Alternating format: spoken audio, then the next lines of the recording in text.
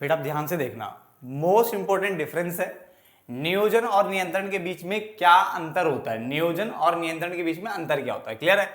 इस डिफरेंस को कराने से पहले मैं आपको एक चीज बता दूं, मैं डिफरेंस देखो जो आपका बिजनेस का जो प्लेलिस्ट बना हुआ है उसमें मैं डिफरेंसेस को अलग से भी डाल देता हूं, ताकि आप डिफरेंसेस को जरूर पढ़ो, क्योंकि डिफरेंसेस अगर आपने पढ़ लिया तो काफी सारा कंटेंट अपने आप ही खत्म हो जाता है। क्लियर है ना? तो नियोजन इस तरफ है, नियंत्रण इस तरफ है, तकरीबन 3 और 3 6 और 7 पॉइंट के आसपास मैंने लिखा है, और 7 पॉइंट में काफी अच्छा खासा डिफरेंस समझ में आ जाएगा। ठीक है ना? सबसे पहले अभिप्राय, नियोजन से अभिप्राय कुछ करने से पहले, यानी कुछ करने से पहले सोच विचार करने से। नियोजन से अभिप्राय यानी प्लानिंग से अभिप्राय कुछ करने से पहले सोच विचार करने से है, जबकि नियंत्रण से अभिप्राय वास्तविक परिणामों को, यानी जो एक्चुअल में जो रिजल्ट आए हैं उनको इच्छित परिणामों के क्या लेके आना, नजदीक लेके आना। इच्छित परिणाम मतलब जो हम चाहते हैं, ये मैंने आपको समझाया भी है कि जैसे मान के चलो कि आप चाहते हो कि आपके 98 नंबर आए, आपके कितना है 98 आए, तो ये आपकी चाहत है, यानी इच्छित है बेटा, इच्छित डिजायर्ड है ना। तो आप 98 नंबर चाहते हो, वो आपकी चाहत हो गई। और वास्तविक में मान लो आपके आते हैं 80 नंबर आते हैं, वो आपके वास्तविक यानी एक्चुअल रिजल्ट हो गए। तो आप जैसे मान लीजिए प्री बोर्ड में हुआ आपके साथ ऐसा कि आप चाहते थे 98 आए 80, तो आप फ्यूचर में यानी बोर्ड देने जाओगे तो बोर्ड में आप ऐसा क्या करोगे जिससे कि आप जो इच्छित परिणाम है ना उसके नजदीक जा सको, यानी वो 98 नंबर को अचीव कर सको या उसके बिल्कुल क्लोज जा सको। क्लियर है? तो वही नियंत्रण है, यानी अपने आप पे कंट्रोल करना पड़ेगा, नियंत्रण लाना पड़ेगा। तो उसने बोला नियोजन क्या होता है, नियोजन से अभिप्राय कुछ करने से पहले सोच विचार करने से, यानी कुछ करने से पहले सोच विचार करने से उसको नियोजन बोला। और नियंत्रण से अभिप्राय वास्तविक परिणामों को, यानी जो एक्चुअल रिजल्ट है उनको इच्छित परिणामों के नजदीक लाना। क्या करना? इच्छित परिणामों के नजदीक लाना। क्लियर हो गया यहां तक? पॉइंट नंबर 2, कार्य। नियोजन प्रबंधकीय प्रक्रिया का क्या है, पहला कार्य है। ये पहला फर्स्ट फंक्शन होता है, आपको पता है। नियोजन पहला आता है, फिर संगठन, फिर नियुक्तिकरण, फिर निर्देशन और फिर नियंत्रण। तो नियंत्रण सबसे लास्ट में है। तो नियंत्रण प्रबंधकीय प्रक्रिया का अंतिम कार्य है। तो ये पहला कार्य हो गया, ये अंतिम कार्य हो गया। क्लियर? 2 पॉइंट। पॉइंट नंबर 3, लक्ष्य की अगर हम बात करें तो नियोजन का प्राथमिक उद्देश्य यानी जो पहला उद्देश्य है ना वो क्या है, लक्ष्य को निर्धारित करना। भाई लक्ष्य जो है आपका क्या उद्देश्य है आपका, भाई वो निर्धारित तो करना है, तो वो नियोजन में ही होता है कि आपको करना क्या है, पहले ये तो डिसाइड कर लो। सोच विचार कर रहे हो ना आप, तो लक्ष्य को निर्धारित करना इसका पहला उद्देश्य है। जबकि नियंत्रण का प्राथमिक उद्देश्य यह सुनिश्चित करना है कि जो लक्ष्य है ना, जो आपने लक्ष्य डिसाइड किया था वो प्राप्त हुआ है या नहीं। क्लियर हो गया? 3 पॉइंट अच्छे से समझ लो। पहला मैंने क्या बताया, नियोजन से अभिप्राय कुछ करने से पहले सोच विचार करने से, यानी कुछ करने से पहले सोच विचार करने से। जबकि नियंत्रण से अभिप्राय वास्तविक परिणामों को इच्छित परिणामों के नजदीक लाना। यह प्रबंधकीय प्रक्रिया का पहला कार्य है, यह प्रबंधकीय प्रक्रिया का अंतिम कार्य है। 2 पॉइंट समझ में आया? तीसरा पॉइंट मैंने बोला नियोजन का प्राथमिक उद्देश्य, पहला उद्देश्य जो है वो लक्ष्य को निर्धारित करना, यानी पहले लक्ष्य दिखाना कि ये तुम्हारा लक्ष्य है। ठीक है ना? जबकि नियंत्रण का प्राथमिक उद्देश्य यह सुनिश्चित करना है कि लक्ष्य प्राप्त हुआ है या नहीं। 3 पॉइंट समझ में आ गए? चौथा पॉइंट आ जाओ। नियोजन आगे देखना है जबकि नियंत्रण पीछे देखना। नियोजन आगे देखना जबकि नियंत्रण पीछे देखना। ये मैंने पढ़ाया था जब ये जो पार्ट चल रहा था पीछे, तो थोड़ी देर पहले मैंने पढ़ाया कि नियोजन का मतलब होता है आगे देखना, जबकि नियंत्रण का मतलब होता है पीछे देखना। तो क्यों ऐसा बोलते हैं? क्योंकि जो योजना ही होती है, जो नियोजन होता है, ठीक है ना, योजना होती है वो भविष्य के लिए होती है। किसके लिए होती है? भविष्य के लिए। तो योजनाएं हमेशा भविष्य के लिए बनाई जाती है ताकि संगठनात्मक जो उद्देश्य है उनको प्राप्त किया जा सके। ठीक है ना? प्राप्त किया जा सके किसको? संगठनात्मक उद्देश्यों को। क्लियर? तो भविष्य के लिए योजना बनाई जाती है, इसलिए नियोजन हमेशा आगे देखना होता है, आगे देखना।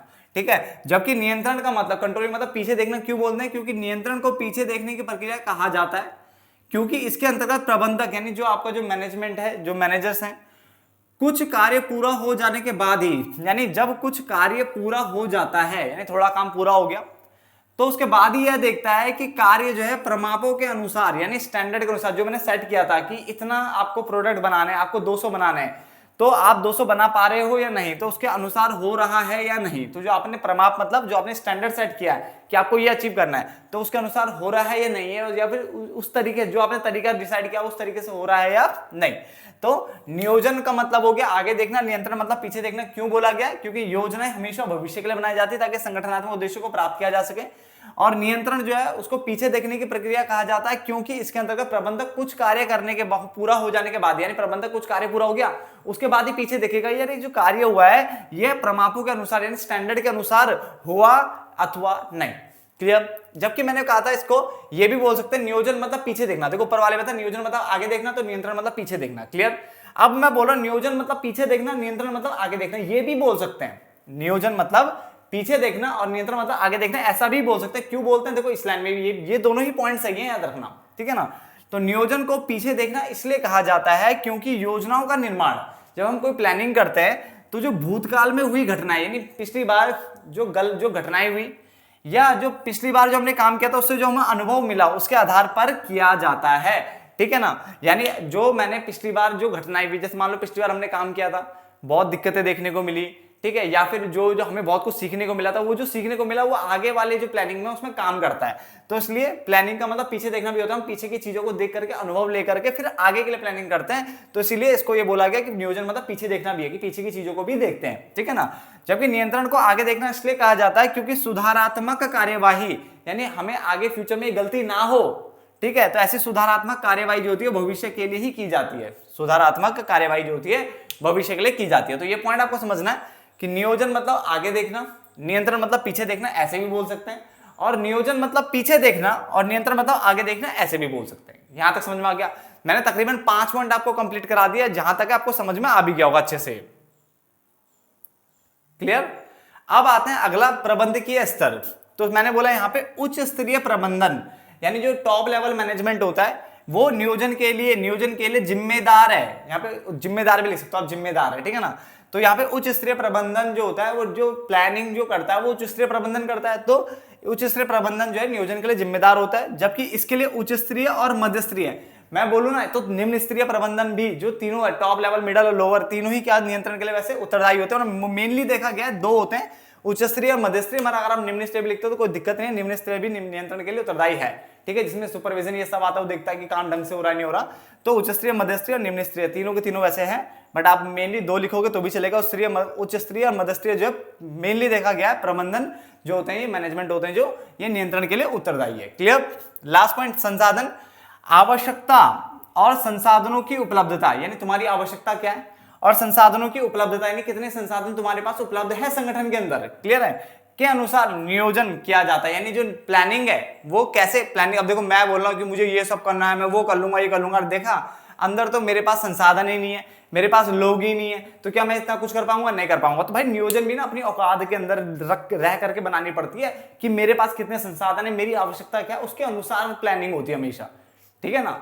तो उसने बोला आवश्यकता एवं संसाधनों की उपलब्धता की तुम्हारे पास क्या है उसको देख करके नियोजन किया जाता है, जबकि यह उन सभी संगठनात्मक संसाधनों से संबंधित है। ये संगठनात्मक संसाधन क्यों बोले? क्योंकि संसाधन आपके संगठन में ही है।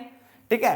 तो यह उन सभी संगठनात्मक संसाधनों से संबंधित है जो किसी संगठन के लक्ष्य को प्राप्त करने में मदद करता है। कि जो ये क्या बोल रहा है, नियंत्रण जो बोल रहा है, नियंत्रण उन सभी संगठनात्मक संसाधनों से संबंधित है, क्योंकि जो आपके संगठन में संसाधन उपलब्ध है आप उन्हीं को यूज कर सकते हो। ये थोड़ा ना आप दूसरों को लेकर उठा लोगे, चोरी कर लोगे, ऐसे नहीं देखना। तो जो आपका संगठन में संसाधन, जो संगठन में संसाधन उपलब्ध है, ठीक है ना, उसी से संबंधित होता है। तो नियंत्रण जो है उन सभी संगठनात्मक संसाधनों से संबंधित है जो किसी संगठन के लक्ष्य को प्राप्त करने में क्या करता है? मदद करता है। क्लियर है? तो संगठन के लक्ष्य को, यानी जो उद्देश्य है उसको प्राप्त करने में क्या करेगा? मदद करेगा। क्लियर हो गया?